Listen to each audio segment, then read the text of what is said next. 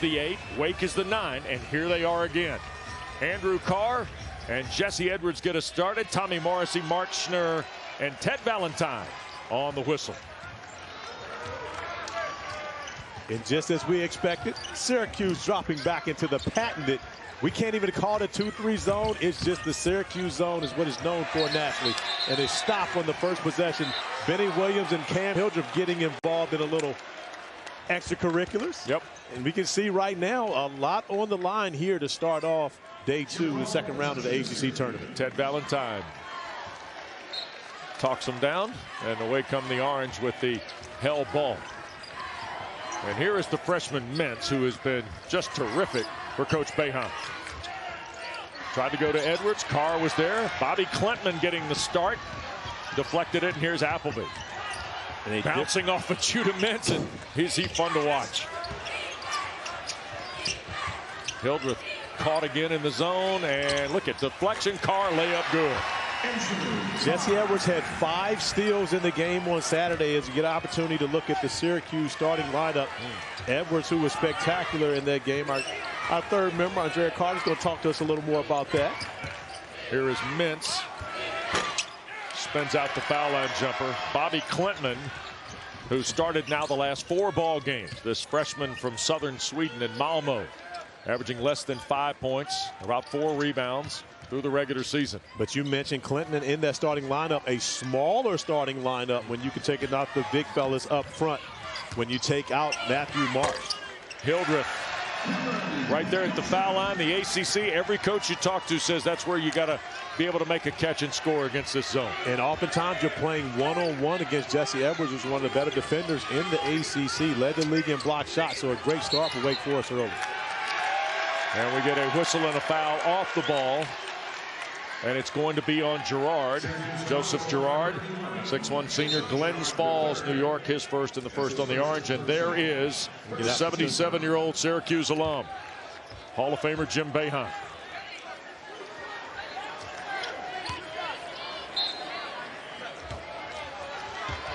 And Appleby and Wake Forest into the forecourt.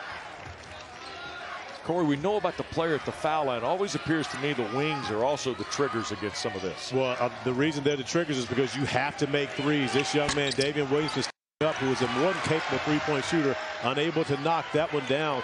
But Wake Forest made 10 threes against Syracuse in that game on Saturday. The problem was they shot 39. Carr took it up, went back down. Possession, second held ball in what, 3 trips? And there is Steve Forbes, a native of Lone Tree, Iowa, 57 years of age and 49 wins in his 3rd season in Winston-Salem.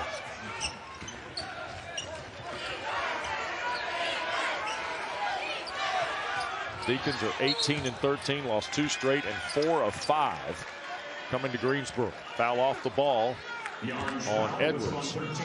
Or no, Benny Williams, 13, not 14. His first, second on the Orange.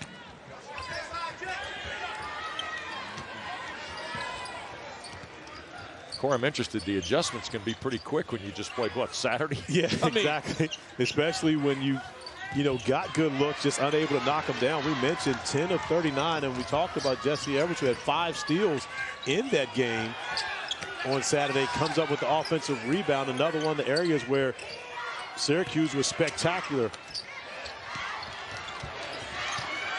Edwards blocked away by Carr. 12 to shoot for the Orange. Wake pretty stingy at the rack. But you talk about really a smaller lineup, which pushes Andrew Carr to the 5 spot. He hasn't played much there throughout this year, with, of course, Bradford and Marsh taking up the majority of the center minutes for Wake Forest. 7 to shoot, and Girard a standing 3. And a whistling foul underneath. And Hildreth is his first, and it is the first on Wake Forest. Joe Girard and Cameron Hildreth. Nothing will be given away in that matchup. It absolutely will not be. You talking about 2 guys with some toughness. Speaking of tough, Judah Mintz, tough bucket getting into the painted area. Kyle Filipowski deserved to be the ACC Rookie of the Year, but this guy was tracking him. He absolutely was. And midway through the season, I felt like Judah Mintz was actually ahead. Had a stretch where he won 3 out of 4 ACC Rookies of the Week. Here's Williamson. Appleby pulls the trigger. And away with it comes Gerard and the orange. Skip into the corner. Bell, a three. Got it. Chris Bell's 37th three of the year. He only had a three on Saturday against the Deacs. But he's dangerous from beyond that arc. And one thing I love about Chris Bell, he doesn't turn down any shots. He gets an opportunity, he's going to get it up. Hildreth had it bounce out. Nice rebound by Williams. Yeah, Benny Williams showing off his athletic ability. I think he jumped and just waited around in the air for a little while to make sure it was off. Gerard, a deep three. One and done, the orange at the offensive end. Wake trying to turn up the volume a little bit.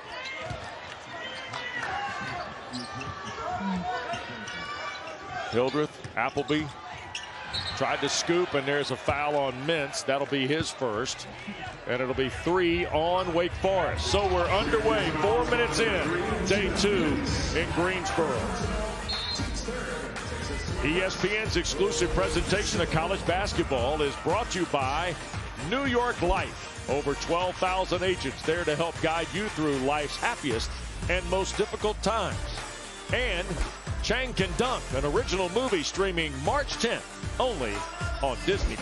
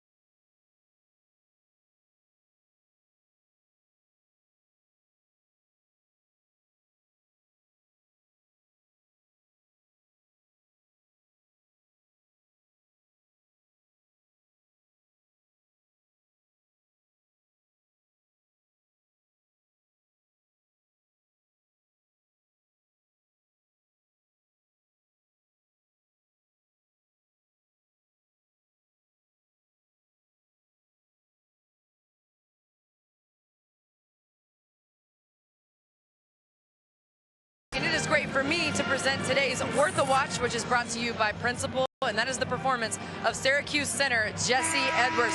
Corey touched on it. I'll be happy to expand. Jesse had a monster game last time out against Wake. 27 points, 20 rebounds. It was the first 20-20 performance in regulation for Syracuse since Derek Coleman did it twice in 1990. Head coach for Wake Forest, Steve Forbes, said, "We did not have an answer for Edwards. He dominated the game."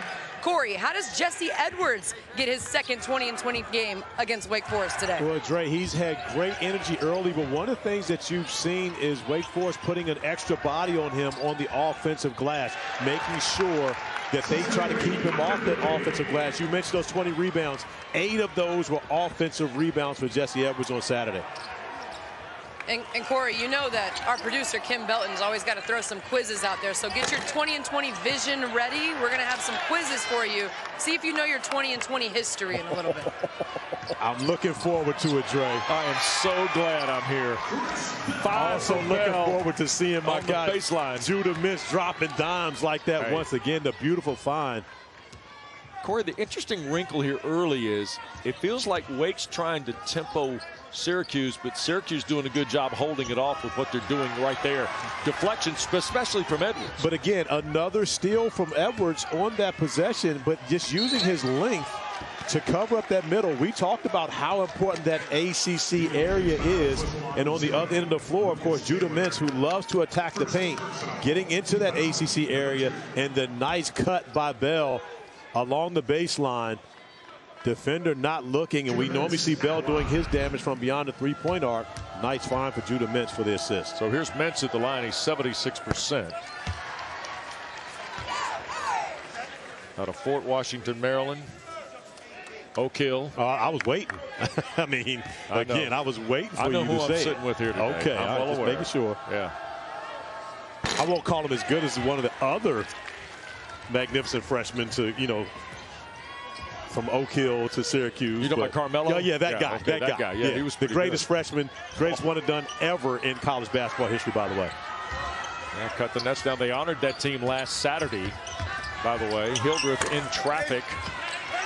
Carr fighting for it, stripped out of there. Boy, Williams has been a interesting guy around the rim defensively here in this opening half for Coach Boeheim. Been very active. Only played 8 minutes in that game on Saturday. 0 for 2 from the field. So I believe he got the memo from Coach Boeheim to be a little more aggressive here tonight. That's Lucas Taylor wearing 0 for the Deacs. Appleby baseline. Klentman sets it down. Bobby Klentman averaged 8 points, 9 rebounds, shot 33% from the floor in his last 3 ball games. And if you're the Wake Forest Demon Deacons, you better enjoy playing with Tyree Appleby. You may not ever play with a point guard like this again. You're talking about great vision as he showed in that last possession. Edwards, jump pass down low, catch, layup, Benny Williams. That was such an intelligent play by Jesse Edwards. He pretty much looked off Tyree Appleby going out for the steal. The easy bucket inside to Williams because of it.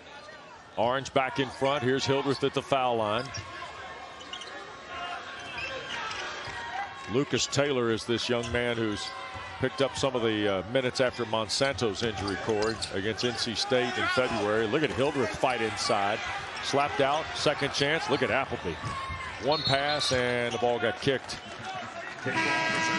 20 to shoot on the reset, and Appleby, like Mintz, eyes up, looking for the outlet.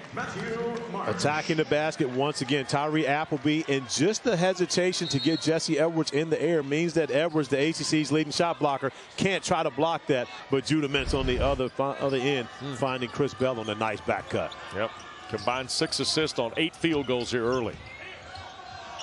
In the corner, Klentman sets. Edwards the rebound. WD, you mentioned the injury to Damari Monsanto. Yep. Was huge. Monsanto was averaging 3.2 made three-point field goals, which led the ACC. And that shooting that Wake Forest is lacking right now without him has hurt this team. Williams had it rattle out. Look at Bell fight through. Young freshman from California. Back to Williams. Benny Williams got 5, just his 17th 3 of the year. And a timeout here.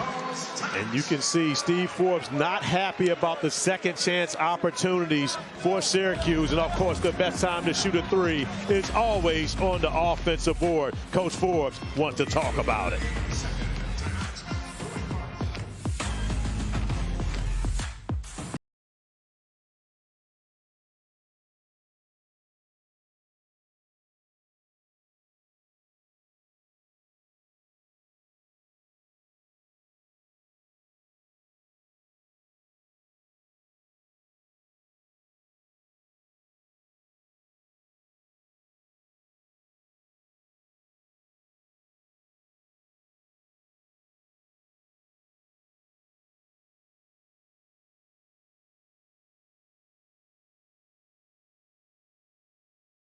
Forest getting day 2 underway at the New York Life ACC tournament. It's just the second meeting in ACC tournament play between the Orange and the Deacons. The other one occurred 5 years ago at Barclays Center in Brooklyn. It was a first-round matchup. Mark Dolezaj had 20, Tyus Battle 18. Brian Crawford had 22. Beach Hill had 11. But Syracuse won 73-64. Beach Hill being Brandon Childress. I know who you knew who it is. Oh, yeah. Just telling everybody else. You know, I absolutely am on top of Beach Hill. You know, it's my nephew. I was making sure that you were. I know you got it covered. I also like Mark Dolezaj getting a shout out. One of the more underrated miss Mark guys. Dolezaj, by the way. For Syracuse, yeah. 5-point lead for the Orange. Kind of getting contributions from everybody but 1-4 right there. It's Jesse Edwards, who had the 27 and 20 on Saturday that Dre just talked about. Here's Bell at the foul line. But you see, Jesse Edwards has developed so much as a player during his time at Syracuse, simply for the way that he handles the double team, handles that trap, is able to get the basketball out, oftentimes getting his teammates open shots. Feels like Wake's got to get some perimeter firepower going here, Corey. They absolutely do. And when you consider the fact that there's no Monsanto, ooh, that's a great retraction there by Benny Williams, getting back to block that shot. He and Bell both attempting to take that away from Marsh, who comes in shooting about 90% from the field. Williams knocks down another 3. 8 for Benny Williams. He's got the last 8 for Syracuse. Remember we talked about that memo? I believe he got it. Only 8 minutes for him on Saturday. Jim Boeheim sending the message to Benny Williams, simply play better. And Benny Williams is able to knock down back-to-back threes for the Orange. One off of an offensive rebound, and then the nice find from Joe Girard to Benny, knocking down the 3. He's excited about his opportunity here in Turney Town.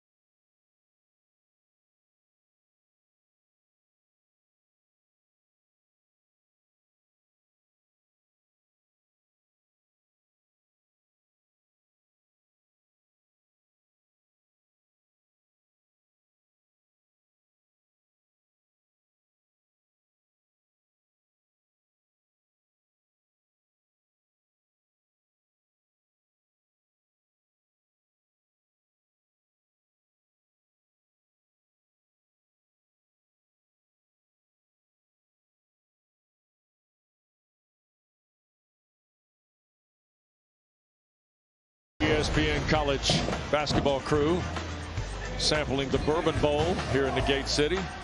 Uh-oh. How we doing, Corey? I'm trying to see who's up there early because I can tell you for certain that none of them got a strike.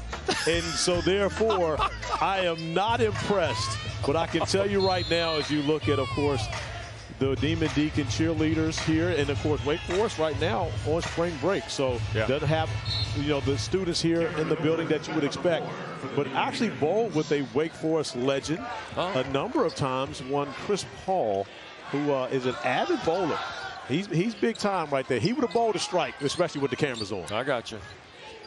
Deeks need to strike here because Syracuse is on a 16-4 run since Wake led 4-0. Here's Clinton. Williamson sliding baseline, the scoop and score. Davian Williamson started at East Tennessee State for Forbes, transferred when the coach came over via the portal. And now the Deeks only trail 6 here. And once again, the double team. Nice find for Edwards. And we talked about Chris Bell. He ain't going to wait. His second three-pointer of the game. And now you think about Bell and Williams combining for 4 three-point field goals made already. If I told you Syracuse had 4 threes in their first 7 field goals and none for Joe Girard, would you be surprised? I mean, think about it. You're getting it from Bell. You're getting it from Benny Williams. And Joe Girard is yet to dial one in from long distance. And Orange playing strong up 9. Again. Williams left it on the front. Appleby races. Watch this. All the way to the rim. Got it blocked from behind by Bell. WD, you talk about three-point shooting for Syracuse. This is a team that only shot 2 of 14 in the game with Saturday. Yeah. So they brought their shooting with them to Greensboro. They were able to get that win without shooting well from around the arc. Corey, I think one of the most surprising stats for Boeheim's team is they only average 6 threes a game. There's Girard. He got fouled. 3 fouls coming, or 3 free throws coming on the foul against Cam Hilbert. We talked about Jesse Edwards and his maturation. As you see Jesse and you get an opportunity to look at his eyes, he's seeing the trap coming and understands exactly where the opening is going to be and has the length to be able to deliver a strike to Bell, who's able to knock down the 3-ball. Chris Bell doesn't need much time, but Jesse Edwards puts it right on the spot in his shooting pocket, making it easy for his teammates. Tell you what, the improvement year to year for him, unbelievable. Here's the best thing about it. He can come back. Oh, yeah. There's an option hit for Jesse Edwards to come back and be a part of Syracuse program next year. And I'm hoping that he decides to do that. Can I just tell you and Dre something? I think everybody ought to try and come back for one. I just think whether they tell you you're up or not, I think you just ought to throw it out there and say, you know what, I'd like to try. Can I come back for one more? Just bring them all back. Come back for one. Why not? Corey, listen, if there was NIL when you played. Oh, definitely would come back. Dre, I would like for you to finish your question. Bobby Clinton Would on the you dunk. have come back, Corey? Oh, Dre, let me tell you, when I left, I had a year of eligibility remaining at the University of Virginia. But my NIL package with the San Antonio Spurs was much better than anybody was going to offer at that time. So the answer would have been no. And had I not broken my ankle, I would have taken the NIL package much earlier. Oh, my goodness. What Corey's trying to say is he just wanted a little freedom in his life. He was ready. Oh, my. But I really do appreciate the fact that these young people are able to get name, image, and likeness money. Sure. I love the way that they can. And again, you know, they put in a lot of time. It's a lot of work to be a college athlete. And again, I'm glad they're able to be rewarded for it at this point. I would tell you that I think it's the paperwork on the eligibility has been the tricky part. That's no question about the backside for the student athlete. The paperwork on who's got years left and so forth is I think that's the tough part. And the recruiting piece of developing programs too, Corey.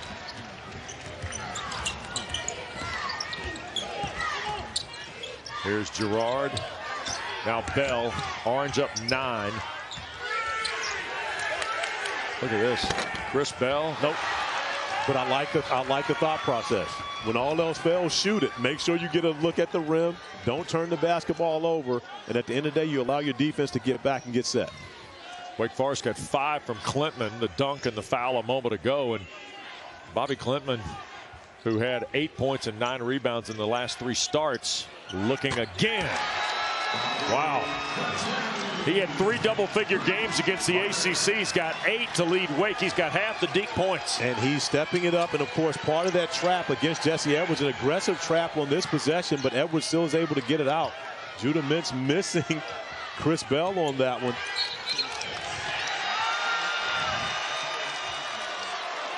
And it ends up being a turnover for Jesse Edwards. Yep. Trying to set that screen. Second foul on Edwards. 5 on the Orange. And substitutions. Edwards going to get a seat. Benny Williams will check into the ball game. So now Gerard, and we see Malik Brown too, Corey. Yeah, First time the freshman from Culpeper, Virginia, is taking the floor. But I like this lineup from Coach Boeheim. He's got really 3 forwards in there now inside on that back line of the zone, and Malik Brown can cover a lot of ground and be a menace defensively in there as well. Appleby sliding through, kick out for Taylor's 3, high arcing triple.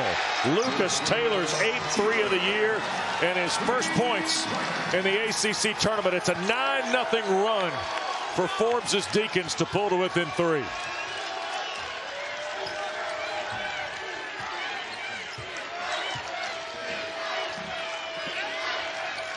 Seven and a half to go. Gerard still without a point.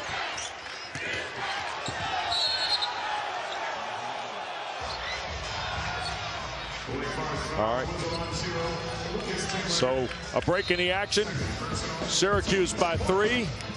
And when we come back, Dre brings us up on one of the great moments in Greensboro history.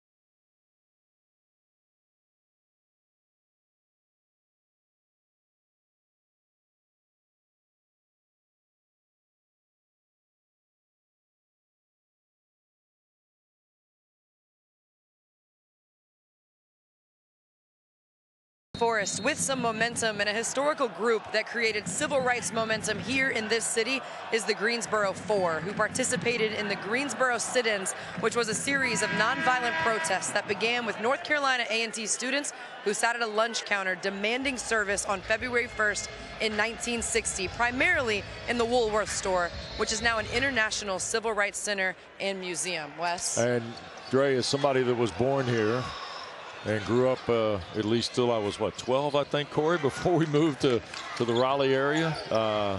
It's something you learned about in this marketplace. In the 1970s, I was an elementary school student here. Dr. Pauline Foster was our principal at the elementary school, and it was part of the North Carolina history you learned as an elementary school student.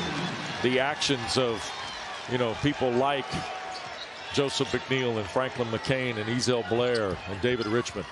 And it went from February 1960 into July, nonviolent protest, into the whites-only lunch counter at the Woolworth store in downtown Greensboro. And that's, you know, a lot of respect, one, for the fact that you were taught that in elementary school here, because, of course, black history is U.S. history. Bell, the rebound of the miss. It's a 1-point Syracuse lead. And here's the trick with Forbes' team. They've kind of knocked off little bits here. Not necessarily solving. They're solving the zone, Corey, but it feels like Syracuse, for all that they did early, now finds themselves in a one-possession run here with 6 and change to go. When Syracuse hasn't taken care of the basketball, a tough shot right there from Joe Girard's able to knock that down, his first bucket on the afternoon. But if you're Steve Forbes, you'll live with Joe Girard having to make shots like that to beat you. Bobby Klintman has got a double-double. And getting, well, tried to go for more, and the lob was offline, and that was on Lucas Taylor, who tried to hit Klintman on the backside lob. So Girard, who gets his first field goal, got 6 the hard way, 3 free throws and a triple, and now a held ball, our third of the first half. And that'll bring Edwards into the ball game and Kadir Copeland. Great hands by Wake Forest, multiple players. When you think about Lucas Taylor as well as Andrew Carr getting in there, getting their hands on the basketball, not allowing Girard to get that look, but also not picking up the foul. Yep. Baseline Girard. Here's Mintz, the hanging 2. Oh, look at Copeland, the freshman from Philly, try to fight for a second chance. Appleby at his best in transition, and Williamson can't find the 3. Carr recovers against Edwards. Rolled out. Look at Klintman. I think he's going to get called for the foul in pursuit of the second chance. Oh, no, it's on Syracuse. Quick reminder to you, our Nothing But Net crew comes back tonight on ACC Network, 11:30 Eastern time. They'll break down all 4 second-round games of this New York Life ACC tournament. Post-game interviews.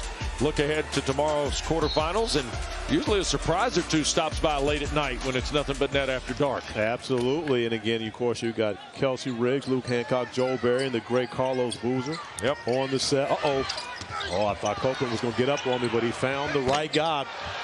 Great look for Benny Williams, who's knocked down one from that spot already. Rolled out for Williams. And Tommy Morrissey is, and Judah Mintz draws the foul, a collision with Tyree Appleby. It'll be the second on Mintz, 6 now on the Orange. And now you look at the Syracuse lineup. Although they hold a 4-point lead, you've got Jesse Edwards and Judah Mintz both on the bench with the 2 fouls. Most likely won't see them again. And you look at the game of runs that we've seen. Syracuse opened the game on a 22-10 run, but just like that, Wake Forest gets right back into it with an 11-3 run of their own. Hildreth on the drive. Edwards slapped it away. Well, I didn't think we would see Edwards, but he's back on the floor with the 2 fouls. Yeah. So Jim Boeheim not scared to use Jesse Edwards. He got some mileage out of the 2 forwards, though, didn't he? He really did. Got great minutes out of those guys. And, of course, Benny Williams off to a good start in this one offensively. Samir Torrance is also on the floor, Corey. First time we've seen Torrance transfer from Marquette, who's a Syracuse native. Girard 4 to shoot. In traffic, forced it up. And we get a travel on Joe Girard. Whistled by Ted Valentine.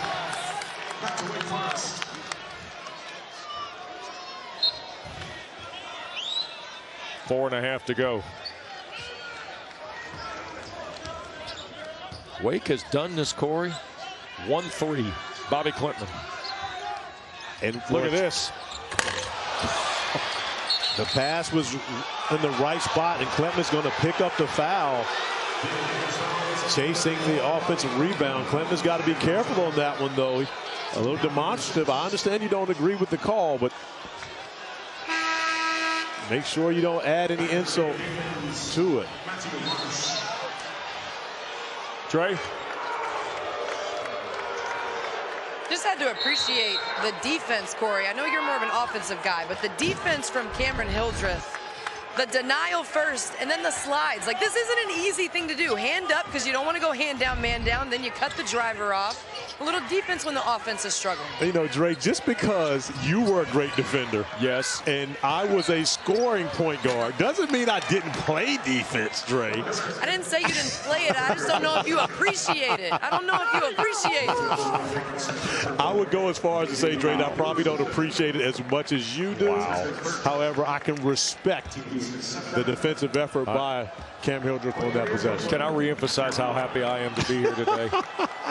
Trey, I am so happy to be with you because somebody is firing right at CA here today. That's the way it works. My little sis, man, she comes at me constantly, you know. But again, she was a defender. No question. She was a lockdown defender. Yep. She was a pass-first point guard. So it's not much I can say when she comes at me like that. Yeah, well. The question is, Corey, who comes to mind when you think of somebody trying to defend you that way? Who tried to lock you up like that? I can tell you right now, a guy at Wake Forest, and it would not be Randolph Childress. No, it's not. It would be a gentleman by the name of Derek McQueen. Oh, wait a minute. David Williamson knocking down the 3-ball. And by the way, wears 4 like Derek McQueen. And wears number 4 just like Derek McQueen when he put me in jail at Lawrence Show.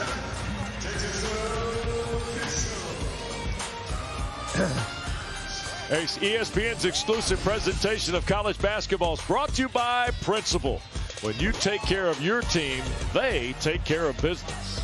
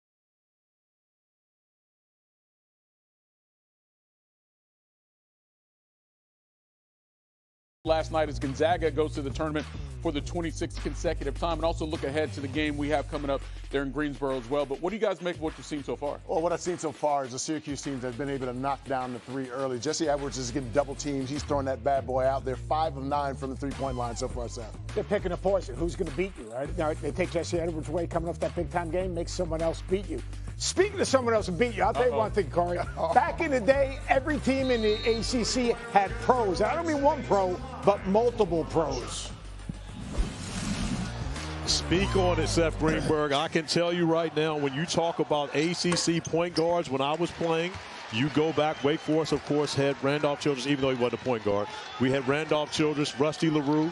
Then you think about Travis Best at Georgia Tech. You go to Sam Cassell and Charlie Ward at Florida State. Chris Whitney at Clemson.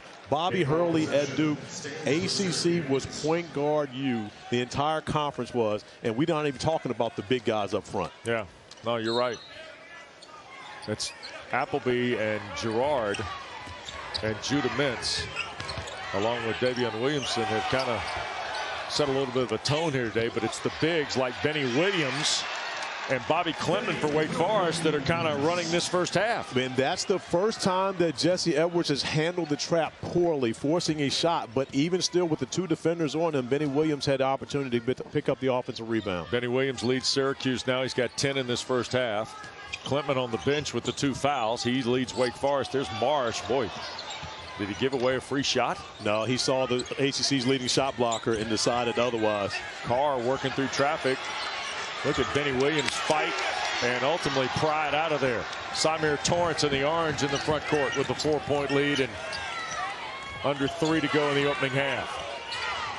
Copeland went for Torrance, stolen Appleby. Here goes the league's leading scorer on the board. Second field goal for Tyree Appleby from Jacksonville, Arkansas. Tyree Appleby is quick as lightning. He can be in one place at one time, and before you even throw the basketball, he's already there to take it away, which you saw in the defensive possession. Girard. And the Deeks now a chance to tie or lead as we work toward 2 to play in the first half. No shot, says Tommy Morrissey. And the foul on Symir Torrance. But you talk about quickness. Just watch how quickly Tyree Appleby steals the basketball and then, of course, turns his defense into offense. The change of pace to go right by Girard and get the easy layup. Only 4 points for the ACC's leading scorer early, but getting to the free throw line where WD, he set an ACC record, single game, 23 for 28 free throws against North Carolina. Front end of the 1-and-1, good for Appleby. Here's a look at our day 2 bracket from Greensboro. Jeff Capel, the coach of the year of the Pitt Panthers. They're next against Georgia Tech at 2:30. Josh Pastner's team beat Florida State yesterday behind Miles Kelly. And then the night session, North Carolina makes their debut here at the Coliseum with Boston College. And then, of course, the nightcap features Virginia Tech and NC State, who have not played since early January. They had only 1 game in the regular season. 6 for Appleby. Tied at 29. Wake on a 19-7 run since they were down 12. But Jesse Edwards getting a much deeper post position before the trap could even get there. He was able to go to his jump hook and score right over the top of Marsh. Inside 2 now.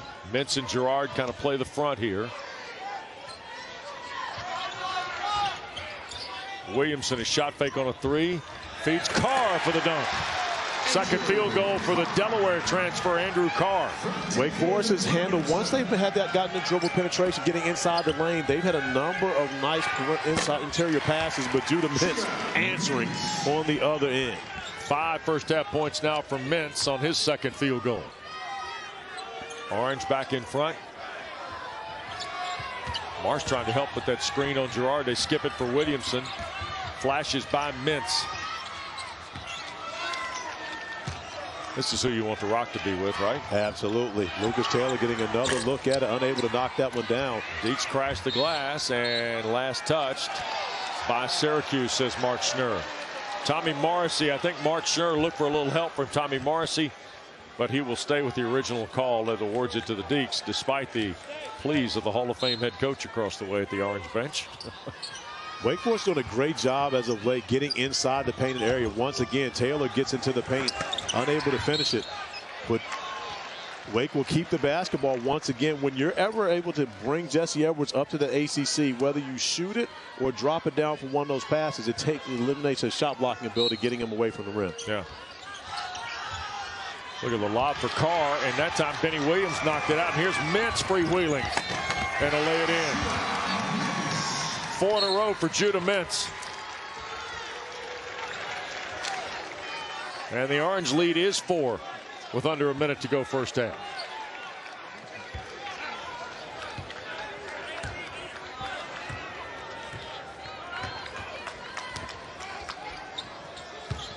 Taylor with Appleby and Williamson on the perimeter here. Once again, inside the painted area. Tyree Appleby can get to his spots. Oftentimes, you have to have 2 defenders there to take him away, and that time going around Jesse Edwards, once again eliminating the shot blocker with his quickness. Quiet start for Appleby, but Corey's got 8 now as we close this half, and Syracuse going to use their lose it timeout with about a 2-second differential as we wind down this first half. 2-point lead for the Orange and a chance to add more after this.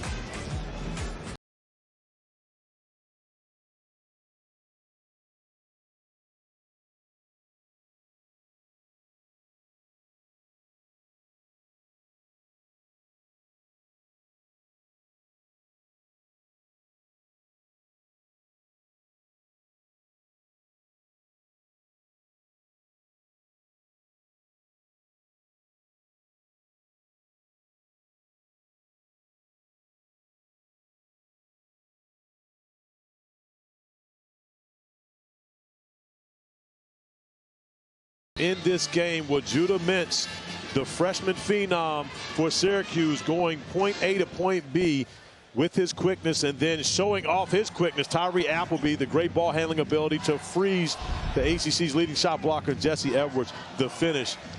WD. Yeah. These 2 great point guards you're watching. Which one is me? Which one is Dre? I think Mintz maybe defends a little harder than Appleby, so I would say that Dre is Mintz. It's always got to go back to defense. My offense was my best defense, WD. Here is Mintz, 5 to shoot. Foul line jumper. Air ball and shot clock violation, so 1.5 to play.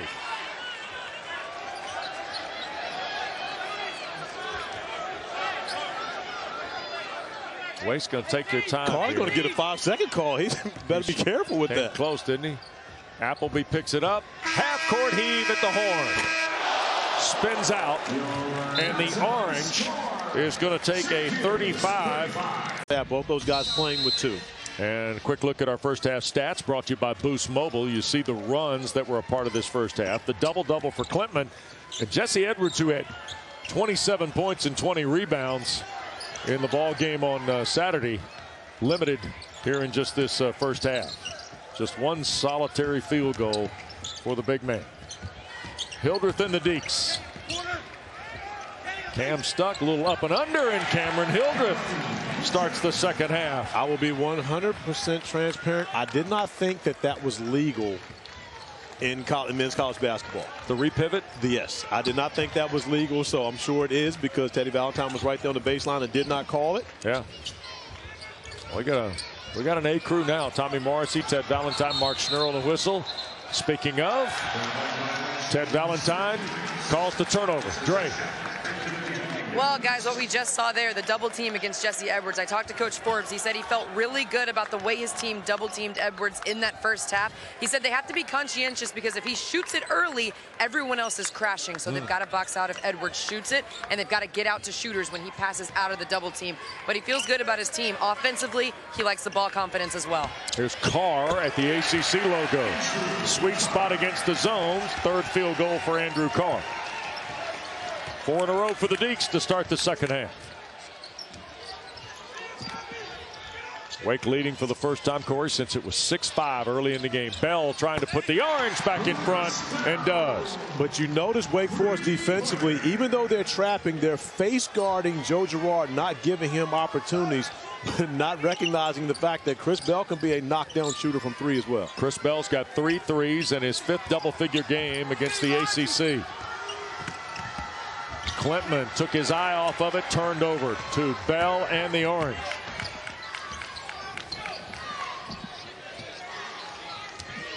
Mintz a pull-up.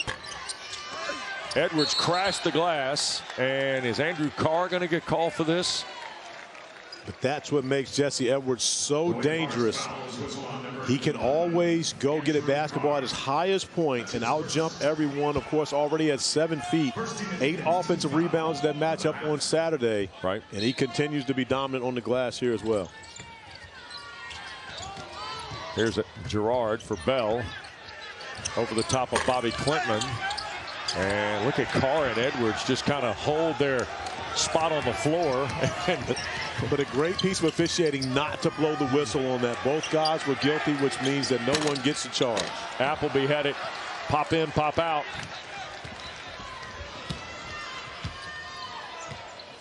Wake Forest ball movement's been pretty good here, Corey. It has been. Syracuse has as well. Nice find. Oh, Benny Williams unable to bring that one in, but a great look from Judah Mintz. And started a transition chance that Appleby can't finish. Mintz has numbers. They waited for Appleby to get back into it. Here's Edwards, the dunk on Carr, and the foul.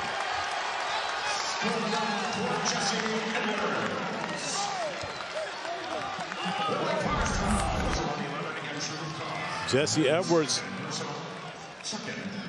running down the floor, but staying behind the play, making sure he made himself available to Joe Girard to find a highlight that I think we're going to see on SportsCenter later on tonight. Jesse Edwards to the line, 73%. After Wake got the first 4 of the half, Syracuse has now put 6 in a row on the board. So the run game continues here early in the second 20 minutes. Back to a 4-point lead for the Cuse. Williamson knocks down a triple. It's going to be necessary for Wake Forest to be able to pull Syracuse wings out on that zone, opening up things on that interior. They're going to have to make some threes.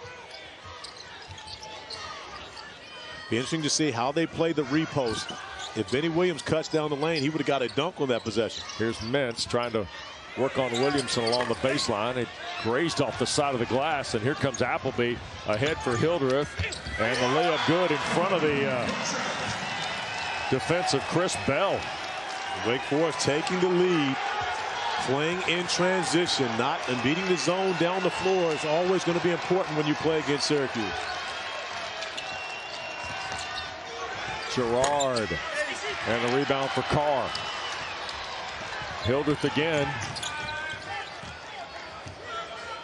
It's going to be Hildreth against everybody in white there for a second, I thought. Yeah, Syracuse did a great job getting back with their transition defense on that possession. Carr at the high post, now drives Edwards. Forced it up, and I think Bell is going to get the foul here, not Jesse Edwards. Mark Schnurr whistles Bell for his first. So a timeout on the floor, 42-41. Dre's double vision? When we come back to Greensboro.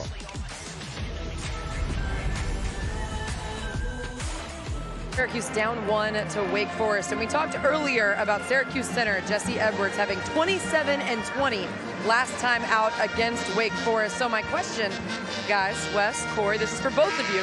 How many players can you name that averaged 20 and 20 in Division I college basketball? So before we start, Dre, you know I know one answer already, so I'm going to give my guy, the historian, the first shot at this, and then I will give the one answer I know. I don't know any more than one. I will go Come on, Wes. Lou Alcindor or Kareem Abdul-Jabbar at UCLA. Okay. I don't know if that's right or not.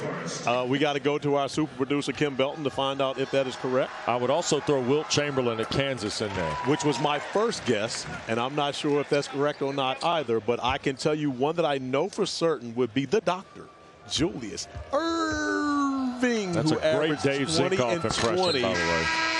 at UMass, and the reason why the Julius Erving Award is named, of course, after one of the greatest, and you mentioned a couple of the other greats in that. And Julius Erving, I was correct. However, you were wrong on both of your answers, my guy. Good guesses, though, Wes. Good guesses. Well, let me emphasize, we lost Paul Silas back there in the fall. A terrific NBA player, Dre. College numbers at Creighton are absurd for Paul Silas. Artis Gilmore played for a national championship for Joe Williams and the Jacksonville Dolphins with the great Pembroke Burrows, by the way, on the roster. Let me just explain to you, when you say the name Artis Gilmore, I need you to say it quieter, because I still have a traumatic experience from when I shook Artis Gilmore's hand. And I think my fingers are still broken.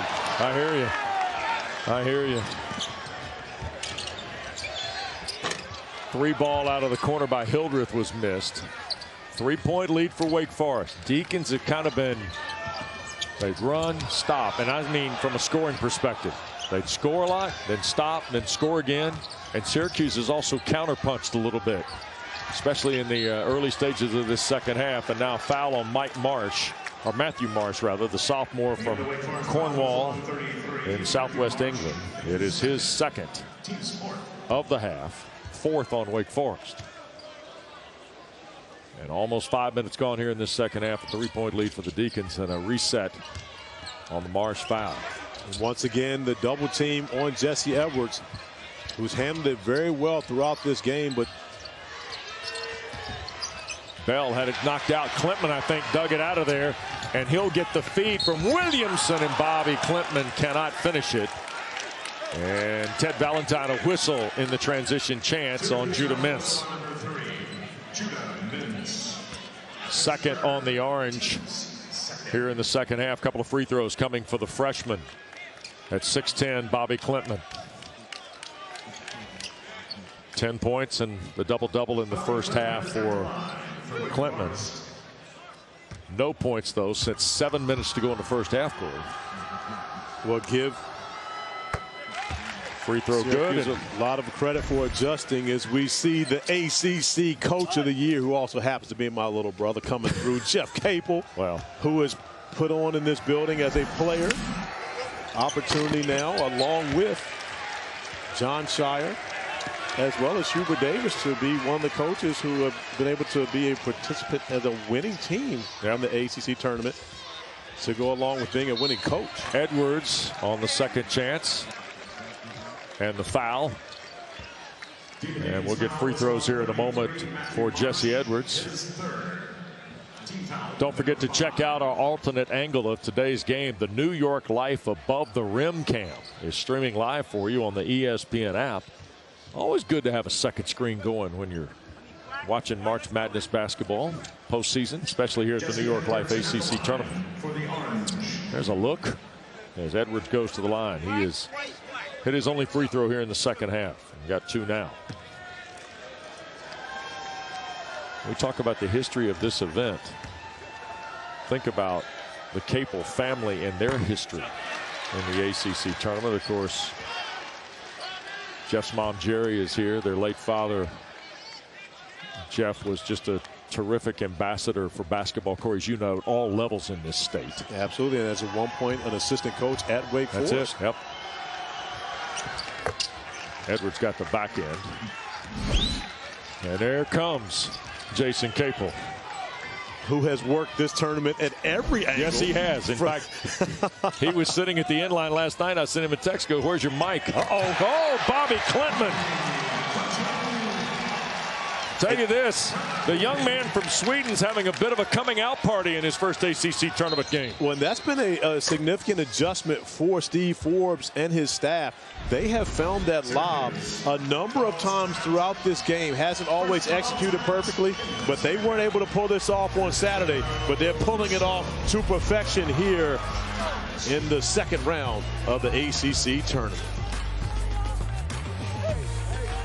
Of college basketball is brought to you by Principal. When you take care of your team, they take care of business.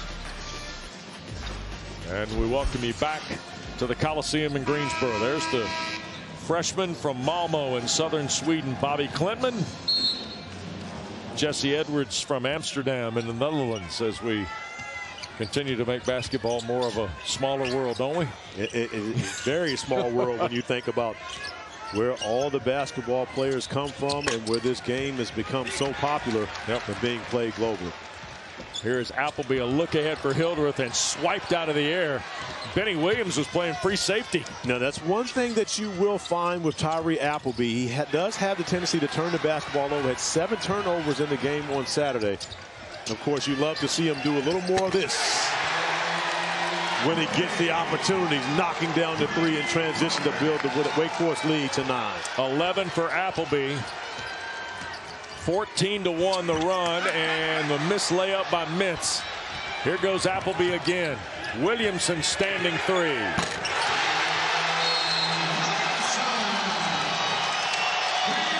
Back-to-back triples from the Deeks.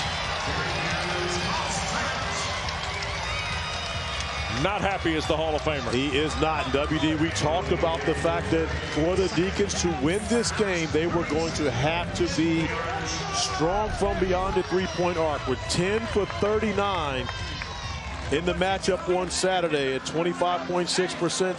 Tonight, they are much better. Tyree Appleby finding Davion Williamson for the second of back-to-back three-point field goals. And, of course, his teammates along the sideline love what they're seeing.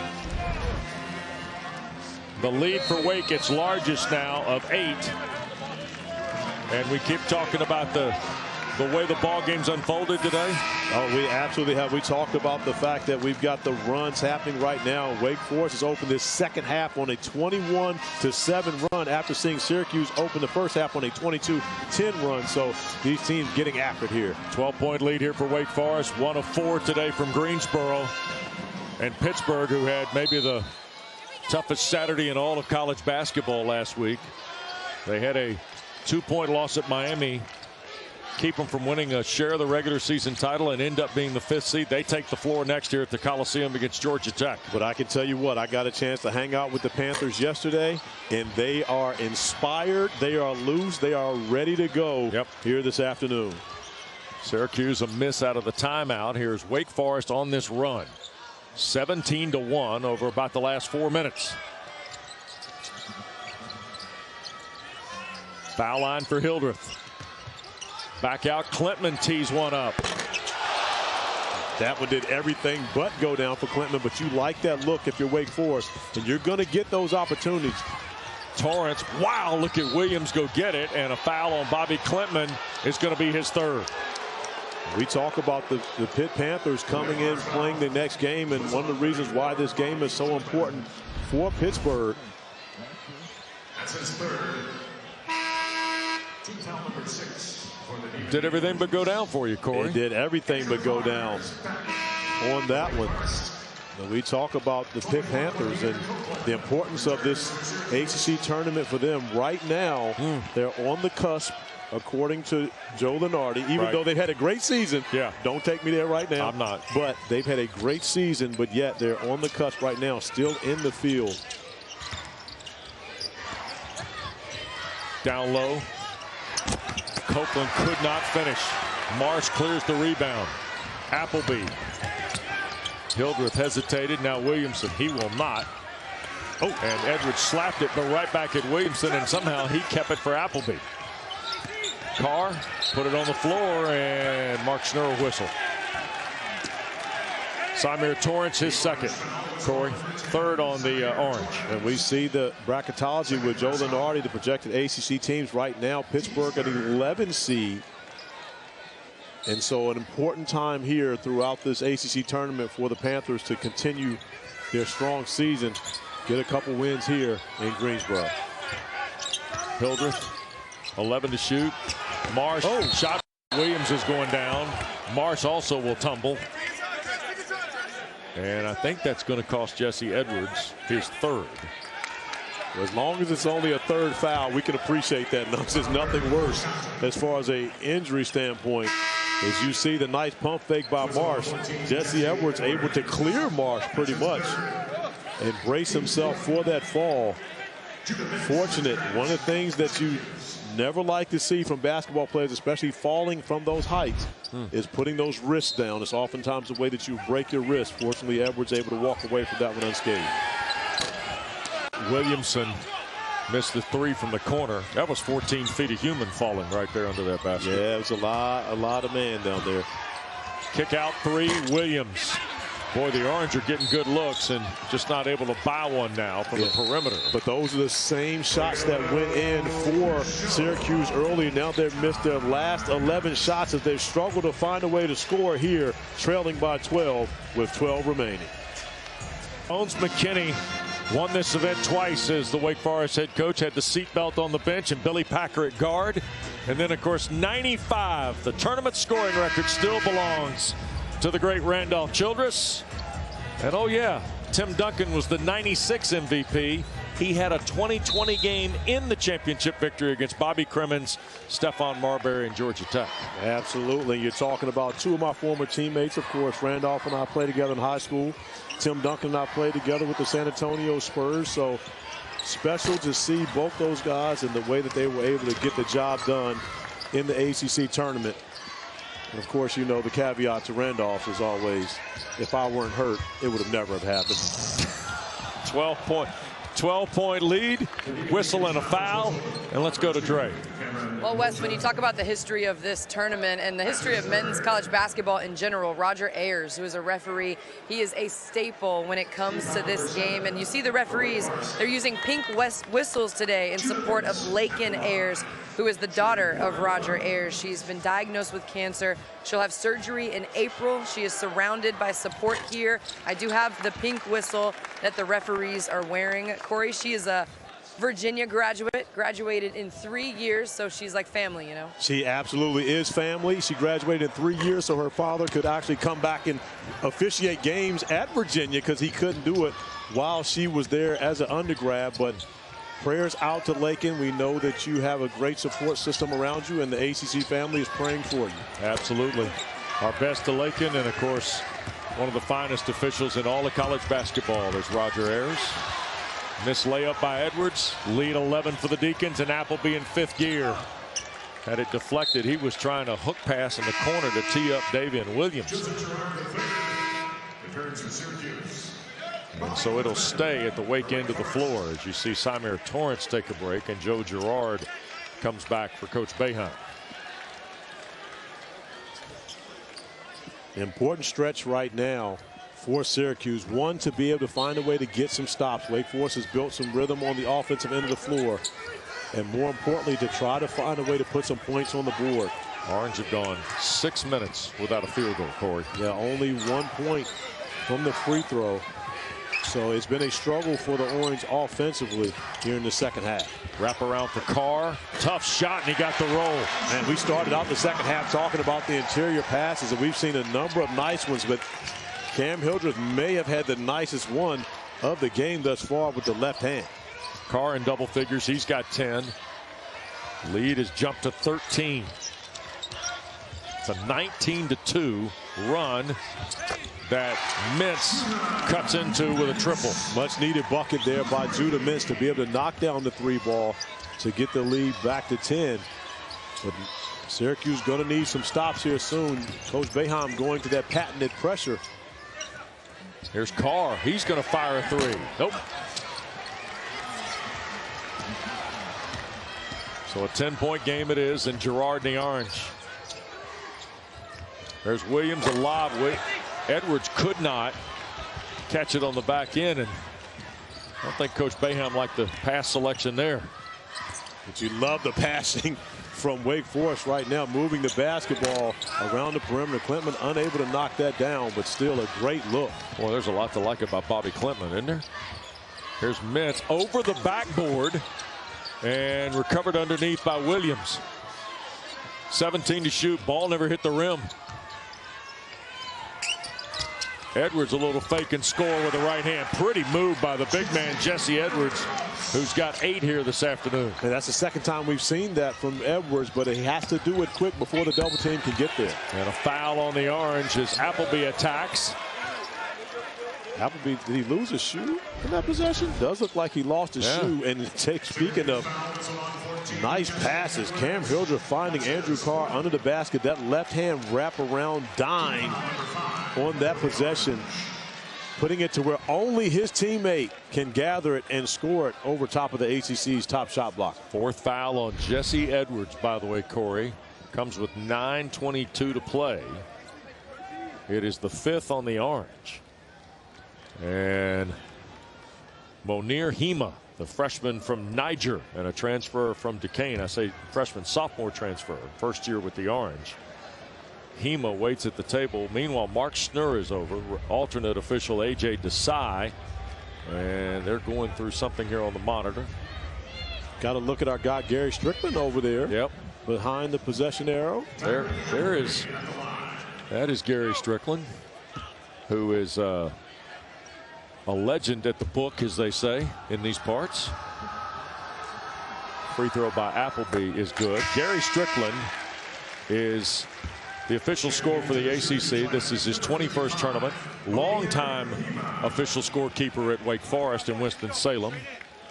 Saturday night will be his 17th championship game, and then he'll work the first and second round here at the Coliseum in Greensboro next week and then shut it down. But our thanks to the long work of Gary Strickland. WD, early in my career, Gary Strickland walked up to me and he said, Corey, you said something that really ticked me off the other night, but I can't remember what it was. And when I think of it, I'm going to let you know. Well, here we are 15 years later, and I'm still waiting for Gary to tell me what I said, but he has been great to me for the past 15 seasons, and I truly appreciate it. 10-point lead for the Deacons. And here's a quick check of what we got coming up for you. And I would caution you to look at today, but also look at the carryover to tomorrow, right, Corey? Absolutely. Tomorrow, the double byes come in: Miami, Duke, Virginia, and Clemson. But there's going to be great basketball here in the Greensboro Coliseum this afternoon, this evening, and you've got some heavy hitters coming in. You think about the night session alone with the Tar Heels and the Wolfpack. Right. It's going to be jumping here in Greensboro. Well, there is Josh Pastner. He's talking to Miami assistant Bill Courtney, who is taking in the ball game here today. The Canes, of course, are the top seed after the 2-point victory against Pittsburgh, who plays next here in Greensboro against Pastner and the Jackets. Williams at 2. Soft jump shot, and Benny Williams got a dozen in the ball game now. An 8-point game, and oftentimes Jim Boeheim will use this pressure to see if they can get a couple turnovers and find a way to get some rhythm going just like this. And Judah Mintz with the easy opportunities finishing it off. Now you've got a 6-point game. The pressure has worked thus far for the Orange. 13 now for Mintz. And the scoreboard here in the Coliseum is wrong. The scoreboard on our screen is correct. As Corey told you, it's a 6-point game. But the scoreboard here in the Coliseum is incorrect. Well, they just gave the 2 points to Wake and compared to giving to Syracuse. They got to fix the scoreboards 58 to 52. Jim Boeheim right now is letting them know this is wrong. Yep. And to get that correct. Yep. So a 6-point game. And now they fixed it here in the building. Appleby straightaway 3. And Williamson will track it down for Clinton. 7 threes today for Syracuse, 6 for Wake Forest. Important possession right here for Syracuse to make sure they get a good look on the offensive end of the floor. No need to be in a rush. Copeland, and baseline, the block on Appleby will be his first. And that is the 7th on the Deacons. 8th now on the Deacons, Corey, with 8:12 to go.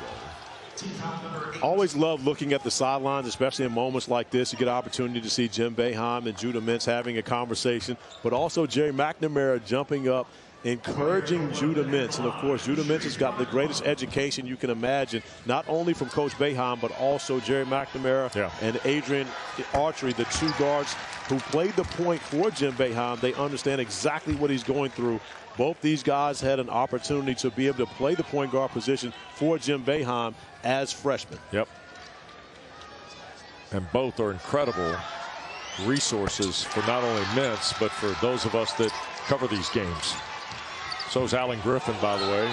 Yeah, I was about to say, I can't leave Allen out, but a great play by Copeland right there to knock the basketball off of Appleby. And I believe Syracuse will maintain possession back. Yep, they get it back. And that's just hustle right there. Knocks it down off Appleby. Out of bounds. Jim Boeheim right on top of it. 4-point game now, an opportunity to make it a one-possession game for the Orange. Copeland playing like a boundary corner, wasn't he? Raking it out of there. Hema on the floor to replace Edwards. Gerard spotting for three.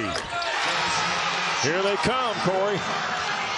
The press combined with a little backcourt pressure. And the foul will be in the backcourt on Copeland, challenging the inbounds pass. And although you don't want to foul 94 feet away from the basket, Copeland is playing with the energy and effort necessary for Jim Boeheim. And Copeland also delivered the pass that allowed Gerard knocking down the three to make it a one-point game. Where exactly Copeland gets a hand on only basketball on that possession, knocks it off of Appleby, but the bench, the appreciation by his teammates and his coaches, love that type of effort, especially when you're, bailing all in 94 feet pressure and making plays like that. Tyree Appleby to the line where he's a perfect 4 for 4, 13 points, 9 assists today for Appleby, and the front end good. And WD, I'm not an analytics guy, but I would have to say that no one in the ACC has a higher usage rate than would be Tyree Appleby. It would be hard to touch. So much to Wake Forest. And, of course, any type of positive effects, victories they have, he plays a large part in each one of them. Yeah. I think that's where you mentioned the component of his impact. And that's where we spoke about the Monsanto loss earlier in the broadcast today from the perimeter perspective.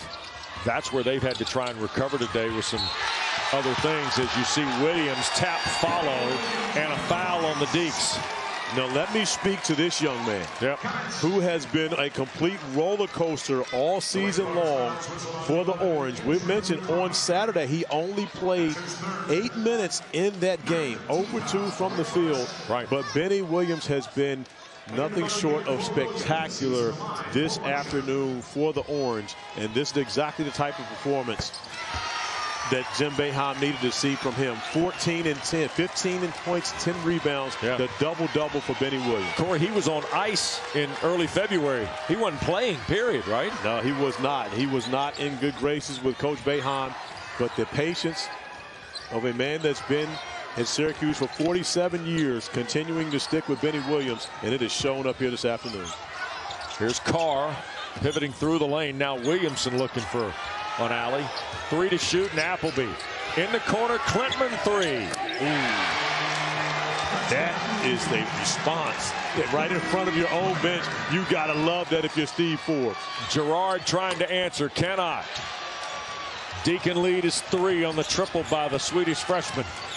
That's a little bit of a hero shot, in my opinion. Again, I think if you're Syracuse, you could have got a better look than that one from Gerard. And we got another tie-up. And, boy, Williams and Davian Williamson came locked up. The ball's going to belong to the Orange. Down 3. And raring to go. Look at here now. Here come the Panthers. The 5 seed. Begrudgingly the 5 seed. I think the boys in the royal blue and yellow will be ready to ride, don't you? I do think they will be ready to go, but I am not sleeping on the Ramblin' Wreck. 4 straight wins from Josh Pastner. He's seen magic in Greensboro before. Yes, he has. Yes, he has. Williamson a 3. And the rebound to Copeland. Jackets have now won 3 straight in this building. You count the 2-game win that got them the 21 crown, Corey. And then, of course, the win yesterday. 3 straight here in the Coliseum. When you think about the fact that they trailed the majority of that game yesterday and end up winning it on a free throw. We talked about Jesse Edwards and his work. Ball got knocked away. Hildreth stripped it out of there. Now another held ball. That's going to go to Wake Forest. 4 or 5 held balls. I think 5 we've had tied up today, including 2 in the first 4 possessions. And give Cam Hildreth a lot of credit for the way that he has defended Joe Girard throughout this game, beating him to the spot, cutting him off there. And again, I love the great point about the fact that there was no call on that play. Right. 3-point game. You see the look. Joe Girard knows. I think Trey pointed that out earlier, but she recognizes defense before me, so maybe that's every time. Every time she does. And it would be appropriate that she does. Here's Williamson. Well, Klintman's been the story here today, and stripped by Copeland, and a foul on Klintman, and that's going to be his 4th. Don't forget, we got you covered on Selection Sunday. All starts at high noon on ESPN. College basketball live to prep the day. 6 o'clock now. Reese and the guys look at the men's field of 68. Brackets are announced. Bracketology with breakdowns of each region. And at 8 o'clock, the ladies take over. Field of 68's revealed. Continuing coverage on ESPNU at 9 and at 10 Eastern. Even more coverage of both brackets. Everything also streaming live, Dre, on the ESPN app. Just in case you guys want to tune in, I'll be there. Selfless, shameless promo here at the 8 o'clock. Well, you're working with Corey, so it's okay. Yeah. I think he's rubbing off on me a little bit. Hey, Dre, just so you know, that's not just a good thing, it's a great thing. Yeah, it is. And speaking of a great thing, Claudia Copeland has been a great thing for Syracuse here in this second half. His energy, his effort, stepping up to the free throw line, knocking down the 2 free throws, and he's given Jim Boeheim everything they could have asked for coming off the bench. He's got 6 points, all at the free throw line, and 5 rebounds today. You got to have some guys do the dirty work if you're going to advance here, especially in a tight game, and we've got a good one. 1 point. Here's Hildreth. Wake Forest looking for something in the lane, and the sophomore from Worthing in West Sussex of England has got his 8th point. Speaking of little things, he's been the guy doing all the little things for Wake Forest, as Edwards is able to get the easy bucket. Joe Girard wanting Hildreth to get called for the flop on that possession, but there was contact. He absolutely got hit by a screen. There's no flopping on that. Wake fans wanted the charge. Girard wants a flop. Wake fans want charges. Here's Carr trying to get away from the double team. Hildreth, foul line area to Carr. Williamson, 4 to shoot. Hildreth.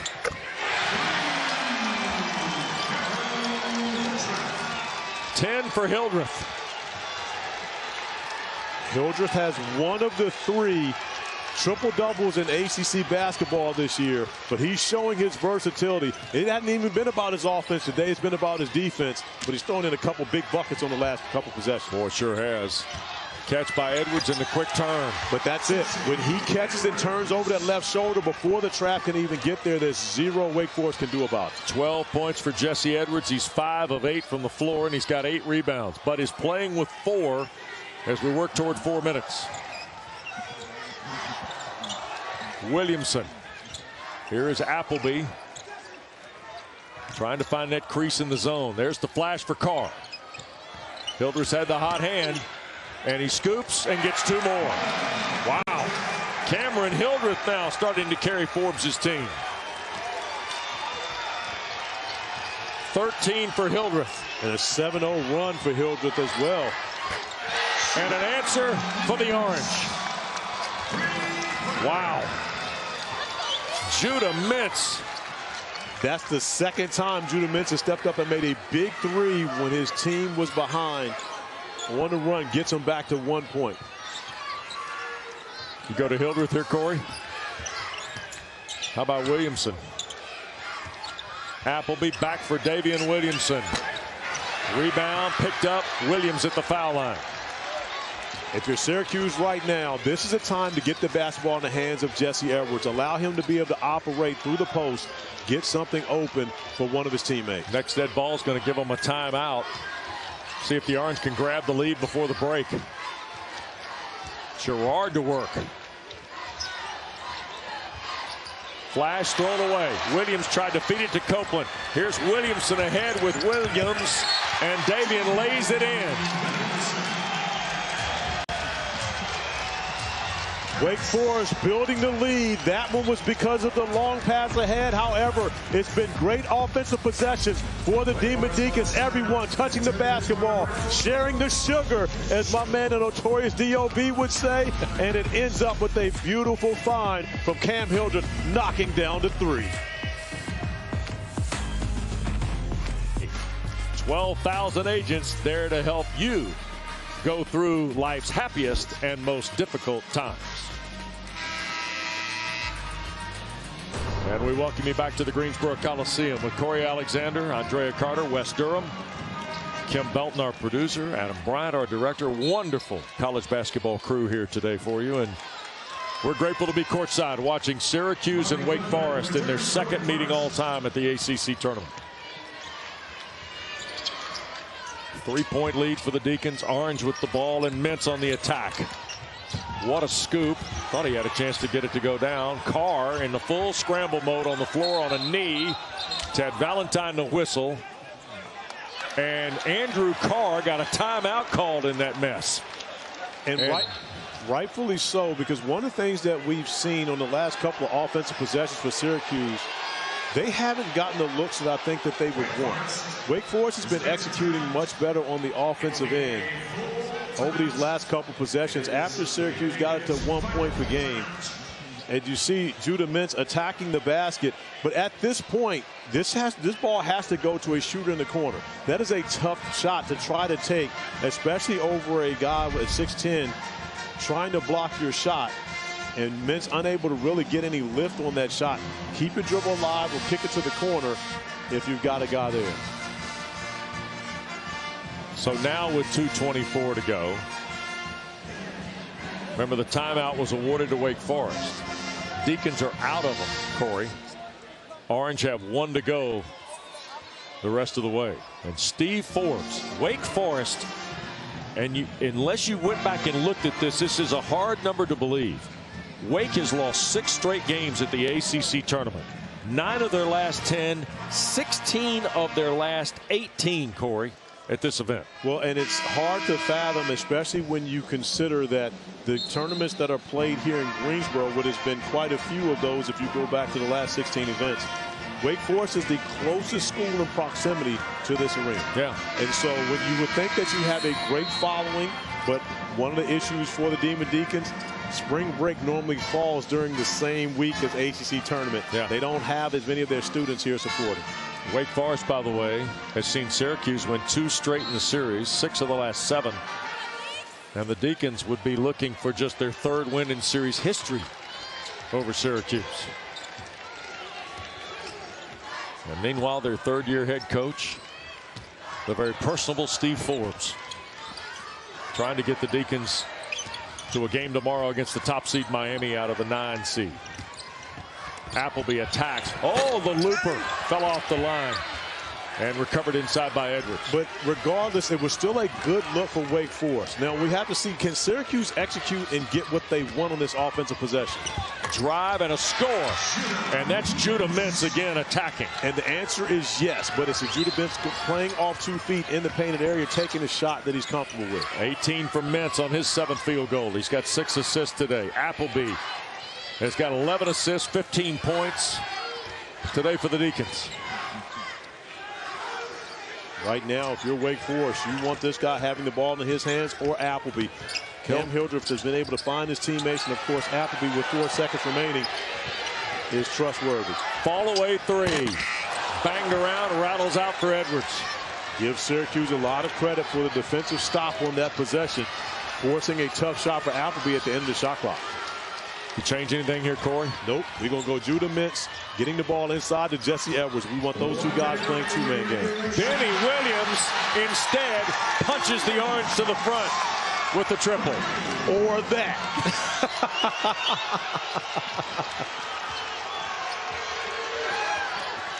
Orange in front 2, under a minute. Wake's out of timeouts.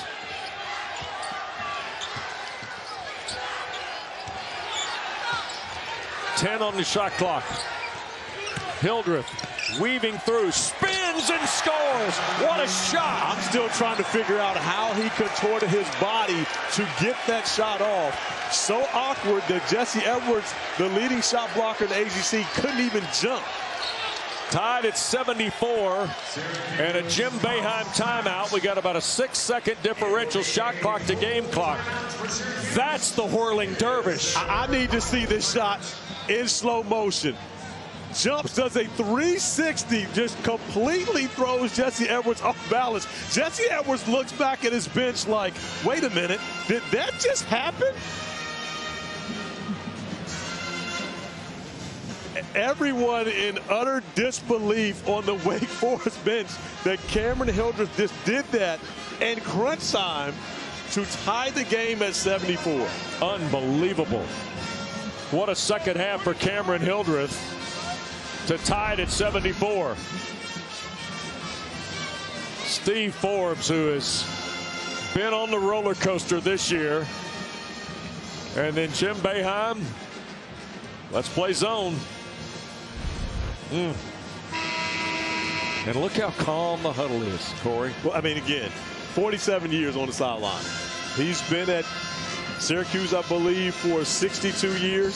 So when you think about that, I mean, there's nothing that this man has not seen on the basketball court.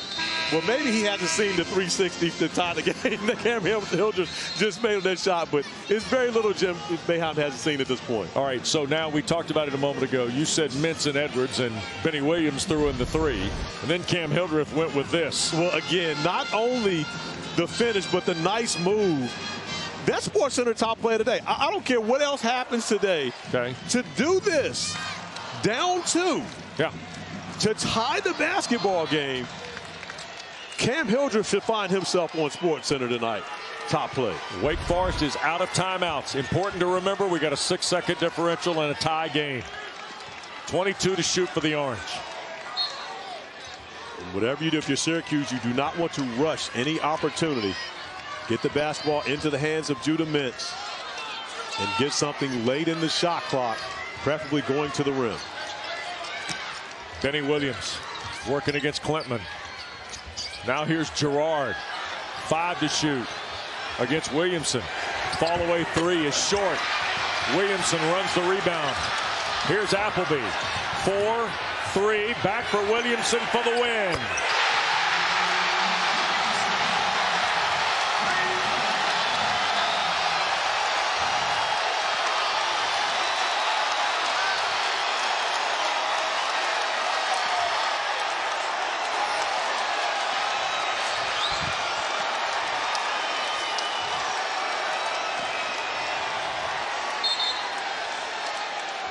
Davian Williamson pumps in a 3 with 2/10 left. Winston-Salem's own Davian Williamson playing close to home. Did not want to see his ACC career end here tonight. Not a great shot for Syracuse. Tyree Appleby with patience finds his running mate. Davian Williamson, who calmly steps up and knocks down the game winner for the Demon Deacons. 0.5 of a second, so 3/10 put back on the clock. So with 5/10, more than enough time to catch and shoot, but it's going to have to be quick. Judah Mintz has ripped his jersey. Into the ball game will come Chris Bell. 0.5, you have enough time to be able to catch and shoot, but it's going to have to leave your hands quickly. Going to have to be a long pass. Williams will throw, and Wake Forest wins.